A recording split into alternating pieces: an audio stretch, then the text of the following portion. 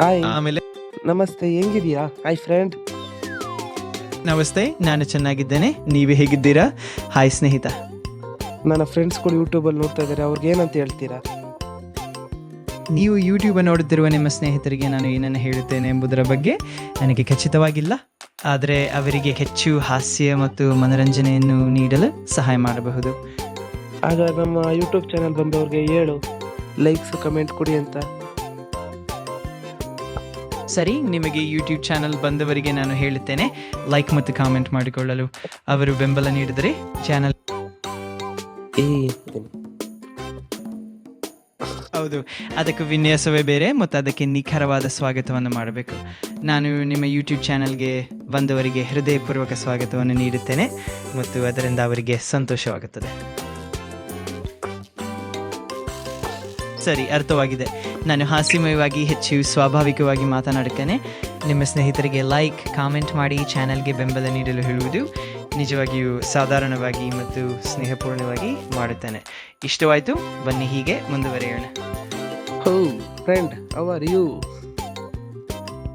I'm doing great, thank you. How about you? Hope everything's awesome on your end. Okay, ಕನ್ನಡದಲ್ಲಿ ಮಾತಾಡೋದಾ? ಆಹಾ, ಖಂಡಿತವಾಗಿ ನಾನು ಕನ್ನಡದಲ್ಲಿ ಮಾತಾಡುತ್ತೇನೆ. ಇಷ್ಟು ಕಾಲ ನಾವು ಹಾಸ್ಯಮಯವಾಗಿ ಸಾಗಿದ್ದೇವೆ, ಈಗ ಕನ್ನಡದಲ್ಲಿ ಮುಂದುವರೆಯೋಣ. ಏನಾದರೂ ಇನ್ನು ಕೇಳಬೇಕಾದ್ರಿಂದ ಹೇಳಿ.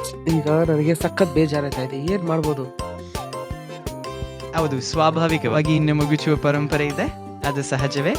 ನಾವು ಅದನ್ನು ಸೌಕರ್ಯದಿಂದ ತೆಗೆದುಕೊಳ್ಳಬಹುದು. ಯಾವುದೇ ಸಹಾಯ ಬೇಕಾದರೆ ನಾನು ಇಲ್ಲಿ ಇದ್ದೇನೆ. ನಾವು ತುಂಬ ಸುಲಭವಾಗಿ ಪರಿಹಾರವನ್ನು ಕಂಡುಹಿಡಿಯಬಹುದು. ನೀನೊಂದು ಕಾಮಿಡಿ ಹೇಳು ನನಗೆ. ಚೆನ್ನಾಗಿದೆ. ನಾನು ಏರುವೆತ್ತ ಬೇಜಾರುತ್ತೇನೆ ಹೆಸರಿನಲ್ಲೇ ಕಾಮಿಡಿ ಎಂದು ಇದ್ದಂತೆ. ಹಾಗಾದರೆ ನಾನು ಒಂದು ಸಣ್ಣ ಹಾಸ್ಯವನ್ನು ಹೇಳ್ತೇನೆ. ಏಕೆ, ಬನ್ನಿ ಒಂದು ಹಾಸ್ಯವನ್ನು ಕೇಳೋಣ.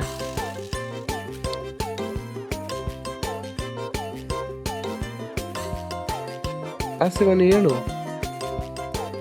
ಸರಿಯಾಗಿದೆ. ಇಲ್ಲಿ ಒಂದು ಸಣ್ಣ ಹಾಸ್ಯ. ಏಕೆ ಪಠ್ಯಪುಸ್ತಕಗಳು ಯಾವಾಗಲೂ ಕಲಕಲಿಸುತ್ತವೆ? ಏಕೆಂದರೆ ಅವು ನಿರಂತರವಾಗಿ ಸ್ವಾಧ್ಯಾಯನ ಮಾಡುತ್ತವೆ. ಹೇಗಿದೆ? ನೀವು ಇನ್ನೂ ಹಾಸ್ಯ ಕೇಳಬಹುದು. ನನಗೆ ಬಹಳ ಸಂತೋಷ.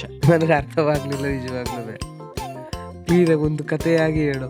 ಏನಂದರೆ, ಈಗ ಒಂದು ಹೋಗುತ್ತಿದ್ದೆ, ಬಾಳೆಕಾಲು ಹಾಗೆ ಹಿಂಗೆ ಒಂದು ಮಿನಿಟ್ ಸ್ಟೋರಿ ಥರ ಹೇಳ್ಬೇಕು ನಿನ್ನ ಕತೆ.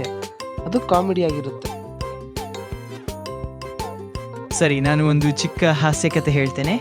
ಒಮ್ಮೆ ಒಂದು ದಿನ ಬಾಳೆಕಾಯಿ ಗಚ್ಚಿ ತನ್ನ ಹೋಳಿಗೆ ಹೆಮ್ಮೆಯಿಂದ ಹೇಳಿತು, ನಾನು ತುಂಬ ಸಿಹಿಯಾಗಿದ್ದೇನೆ. ಆದರೆ ಅದರ ಹೋಳಿಗೆ ಉಕ್ಕರ ಕೊಟ್ಟಿತು, ಆದರೆ ನಾನು ನಿನ್ನಷ್ಟು ನಲಿವು ಕೊಡಲ್ಲ. ಹೀಗಾಗಿ ಇಬ್ಬರು ಬಾಳೆಕಾಯಿಗಳು ಮುದ್ದಾಗಿ ಹಾಸ್ಯ ಮಾಡುತ್ತಾ ಹಾಸ್ಯವನ್ನು ಹಂಚಿಕೊಳ್ಳುತ್ತಿದ್ದರು.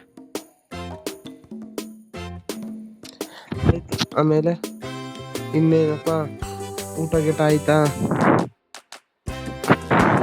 ಆಮೇಲೆ ಹೀಗೆ ಹಾಸ್ಯಕತೆ ಮುಂದುವರೆಯುತ್ತಿರೋದರಲ್ಲೂ ಬಾಳೆಕಾಯಿಗಳು ತಮ್ಮ ಪಂಕ್ತವನ್ನು ಒಟ್ಟಾಗಿ ಹಂಚಿಕೊಂಡು ಎಲ್ಲ ಪ್ರಾಣಿಗಳಿಗೂ ಒಂದು ಹಾಸ್ಯಪೂರ್ಣ ಸಂದೇಶವನ್ನು ನೀಡುತ್ತವೆ. ಹೀಗೆ ಎಲ್ಲರೂ ಹಾಸ್ಯದಿಂದ ತುಂಬಿ ಸಂತೋಷದಿಂದ ಒಲವು ಪಡುವಂತೆ ಮಾಡುತ್ತವೆ. ಈಗ ನಾನು ಕಾಂತಾರ ಫಿಲಮ್ಗೆಲ್ಲ ಹೋಗ್ತಾ ಇದ್ದಾರಲ್ಲ, ಆ ಫಿಲಮ್ನ ಜನ ನೋಡಬೇಕು ನೋಡಬೇಡ್ದ, ಅದನ್ನು ಒಂಗಡಿಸ್ಬೇಕು ಅಂತ ಇದ್ದೀನಿ. ಸೆಕೆಂಡ್ನೇದು, ಕಾಂತಾರ ಫಿಲಮ್ ಏನಿದೆ ಅದರೊಳಗೆ ಹೋಗಿ ನೋಡುವಂಥದ್ದು ಜನರಿಗೆ ಅದನ್ನ ಹೇಳ್ಬೇಕು ನೀನು. ಮೂರನೇದು, ಆಮೇಲೆ ಕಾಂತಾರ ಮೂವಿ ಏನರ ಮೇಲೆ ಬೇಸಾಗಿದೆ ಅದನ್ನು ಹೇಳ್ಬೇಕು ನೀನು. ಆಮೇಲೆ ನೀನೀಗ ಜನರು ವ್ಯಕ್ತಪಡಿಸ್ತಾರೋ ರಿವ್ಯೂಸ್ ಕೊಡು. ಸುತ್ತಮುತ್ತ ನಿಮಗೆ ವ್ಯಕ್ತಪಡಿಸ್ತಾ ಇದ್ದಾರಲ್ಲ ವಿಡಿಯೋಗಳು, ಹೀಗಿದೆ ಆಗಿದೆ ಅಂತ ಏನಾದ್ರು ಕಂಪ್ಲೇಂಟ್ ಇದೆಯಾ, ವಿಡಿಯೋ ಚೆನ್ನಾಗಿ, ಫಿಲಮ್ ಚೆನ್ನಾಗಿದೆ ಅದೆಲ್ಲ ಹೇಳ್ತಾ ಇದ್ದಾರಾ, ಅದ್ರ ಬಗ್ಗೆ ಒಂದು 2 ಮಿನಿಟ್ ಮಾತಾಡ್ಬೇಕು ಈಗ ನೀನು. ಸರಿ, ನಾನು ಖಂಡಿತವಾಗಿ ಅದನ್ನು ಮಾಡುತ್ತೇನೆ. ಕಾಂತಾರ ಚಿತ್ರವು ಅನೇಕರ ಹೃದಯತೆಯನ್ನು ಸ್ಪರ್ಶಿಸಿದೆ. ಅದರಲ್ಲಿ ಒಂದು ತಾಂತ್ರಿಕ ಮತ್ತು ಸಂಸ್ಕೃತಿಯ ಮಿಶ್ರಣವಿದೆ. ಜನರು ಅದನ್ನು ನೋಡಬೇಕು ಅಥವಾ ಇಲ್ಲವೇ ಎಂಬುದನ್ನು ತಿಳಿಸುವುದರ ಜೊತೆಗೆ ಅದರ ಕಥೆ ಮತ್ತು ಹಿನ್ನೆಲೆ ಬಗ್ಗೆ ಮಾತನಾಡಬಹುದು. ಹಾಗೂ ಜನರ ಪ್ರತಿಕ್ರಿಯೆ ಮತ್ತು ವಿಮರ್ಶೆಗಳನ್ನು ಗಮನದಲ್ಲಿ ಇಟ್ಟುಕೊಳ್ಳಬಹುದು. ಇಂತಹದಾಗಿ ನಾನು 2 ನಿಮಿಷದ ಒಳಗೆ ಅದನ್ನು ಚೆನ್ನಾಗಿ ವಿವರಿಸುತ್ತೇನೆ.